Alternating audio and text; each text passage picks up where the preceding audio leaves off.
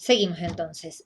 La escuela, entonces, después de poder distinguir solamente por una cuestión didáctica, por qué decimos que es organización y por qué decimos que es institución, decimos que necesariamente debe ser mirada desde estos dos aspectos. La escuela como institución es aquello que marca esa necesidad de permanencia en alguna institución más allá de la propia familia, implica una red social, una realidad social, una vida cotidiana para sus miembros.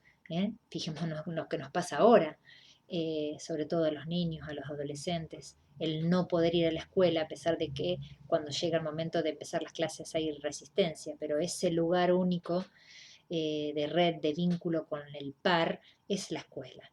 Bueno, y donde se establecen un montón de normas, normas no solo de trabajo para quienes trabajan ahí, sino esa regla de reglas y normas que van subjetivando a quienes tienen que aprender ahí, que son los alumnos, ya sean niños, niñas, adolescentes.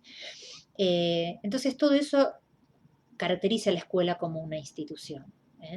Pero la escuela también es un ámbito físico, que sería lo organizacional propio de la escuela. Hay un autor, ustedes van a encontrar una pequeña definición ahí en este texto, Tente Fanfani, una cientista, ¿no?, que habla mucho acerca de la escuela y que habla acerca de la función de la escuela. Se lo voy a leer. ¿Cuál es la función de la escuela? Dotar a todos los individuos de una sociedad de aquel conjunto mínimo de saberes objetivados, codificados, aptos para formar al sujeto capaz de apropiarse por sí mismo del capital cultural acumulado por una sociedad. En esta definición acerca de la función de la escuela, da todas las características, ¿no? Eh, Habla de individuos, a mí me gusta más hablar de sujetos, de personas, o sea, ofrecerle a todos estos sujetos de esta sociedad, de esta comunidad hoy propia de esta escuela, un conjunto mínimo de saberes. Un poco respondiendo a esta idea de la escuela como garante de esos saberes mínimos que habilitan a un ciudadano en su derecho a recibir educación. Y mínimo de saberes objetivados, de saberes trabajados, masticados, no directamente del conocimiento científico al alumno, sino este saber objetivado propio del que se transmite en la escuela, no cualquier saber, distinto al que se transmite en la universidad o en otros ámbitos de enseñanza. Eh, y están aptos para formar a sujetos, o sea, ya están preparados y pensados para que ese sujeto se apropie y se construya. Y, fundamental, para que pueda ir enriqueciendo ese capital cultural, ¿no? Eso que lo define como parte de una cultura. Enriquecerlo, mantenerlo, hacerlo durar y perdurar a lo largo del tiempo, como una de las grandes funciones de la escuela. Como decíamos, todo lo que sucede en el contexto socioeconómico, político, que propiamente es dinámico, también influye e impacta en la vida de la escuela. ¿Por qué? Porque justamente es el entorno donde se mueve y se define. Y ese cambio le exige también replantearse nuevas formas, nuevas prácticas y ese que decíamos recién, ese conjunto mínimo de saberes que debe transmitir, también es dinámico y flexible, porque permanentemente, vuelvo al hoy, ¿qué nos está pasando? ¿Qué saberes, qué habilidades están necesitando nuestros alumnos para poder aprender en esta época de pandemia, ¿no? De no presencias y virtualidades, ¿no? Esto nos está haciendo pensar mucho.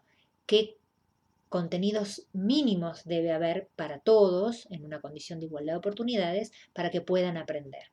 Ahí se ven también las grandes lagunas, ¿no es cierto? Entonces la escuela tiene siempre esa necesidad de cambio. Es más, diría que siempre está puesta en tensión, siempre está interpelada, sobre todo nosotros los argentinos, ¿no? Quejándonos mucho siempre de la escuela. Eh, la escuela argentina no sirve, la escuela es anacrónica, la escuela no les interesa a los chicos, la escuela, ¿no? Como si fuera algo abstracto. Y creo que en estos tiempos tendríamos que todos como sociedad replantear por qué criticamos tanto a la escuela, ¿no?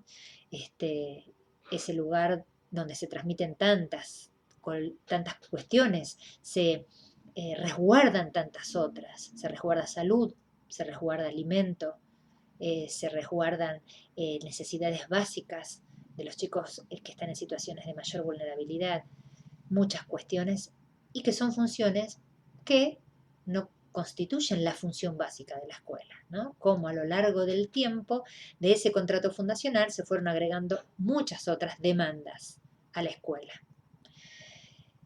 Bueno, también de una forma didáctica, digamos, para entenderla, esta escuela de la que hablamos tiene dimensiones que también lo vamos a ver, que nos va a servir para ver cuándo se gestiona, cómo hacer una gestión inteligente de una escuela. Básicamente tres aspectos, tres dimensiones en la escuela.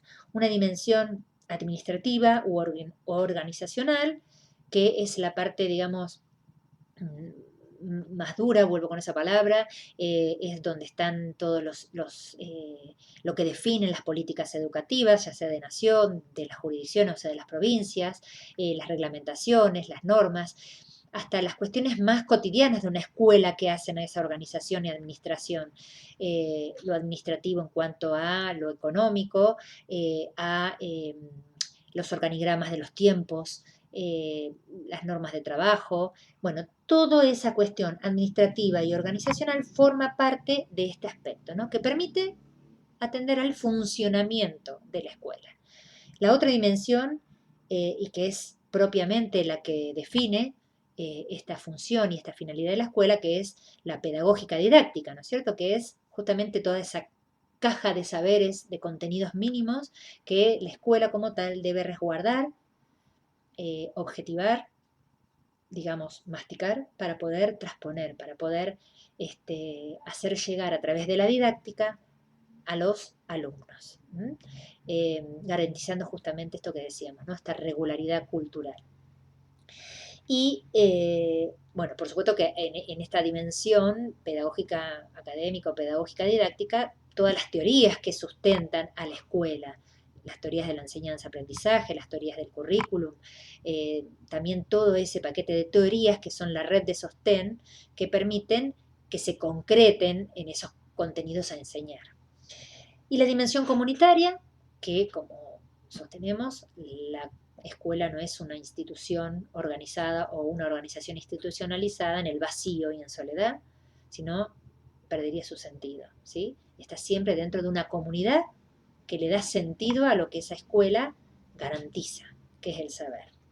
Y por supuesto la participación activa de todos sus miembros, dentro y fuera de la escuela. Y bueno, para terminar con esto, como decíamos, la escuela como una organización necesariamente institucionalizada tiene aspectos estructurales, aspectos que la sostienen, que son tres básicamente, y que si uno piensa en otra institución o en otra organización, no lo tienen, y es lo que caracteriza a la escuela, y que también por la cual se lo critica, es el espacio, el tiempo y las formas de agrupamiento. Las escuelas son diversas por estos tres aspectos estructurales. ¿Cómo son sus espacios? Si pensamos en una escuela normalista del principio del siglo XX, pensemos en las disposiciones de los normales, ¿no? De ese panóptico, cómo eran esa distribución de las aulas, dónde se encuentran los lugares de gestión, la biblioteca, o sea, el edificio dice acerca de las teorías que sostiene. Cómo se conectan los salones, cuáles son sus dimensiones, cómo eso fue cambiando a lo largo del tiempo, cómo ahora se trata de hacer edificios más inteligentes. El tiempo, el manejo del tiempo en la escuela, esta escuela que propone una mirada graduada, ahí ya tenemos una idea del tiempo, donde hay grados, grupos de niños que presuponemos que por tener la misma edad aprenden del mismo modo y van a aprender este mismo paquete de saberes y al mismo tiempo, ven este manejo del tiempo como un enclave dentro de la escuela. Aquel que no pueda moverse según este ritmo temporal, ahí aparecen los conflictos. Entonces, espacio, tiempo, un tiempo, todo está organizado. Los bloques de las horas didácticas, la cantidad de tiempo de matemática que se tiene que dar en la semana, todo tiene un porqué dentro de la organización del tiempo en la escuela.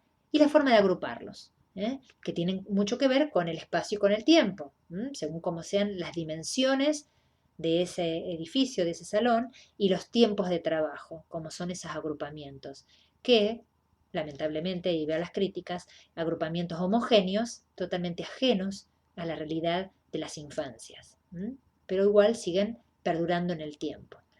Creer que todo para generar, digamos, ese falso concepto de igualdad o de igualdad de oportunidades, todos juntos, parecidos, casi iguales, al mismo tiempo y aprendiendo lo mismo. Suponemos que eso como resultado va a ser también en lo mismo y que no es así. Entonces, espacio, tiempo y agrupamientos, que en realidad son tres de las grandes cuestiones que he mirado, esto como una especie de bonus track, no lo van a encontrar acá, lo digo y lo aprovecho, una de las grandes críticas a la escuela actual y es una de las grandes propuestas de transformación desde esta mirada de una escuela para cualquiera. Una escuela, ya no digo para todos, sino para cualquiera. Necesitamos transformar el espacio, el tiempo y los agrupamientos.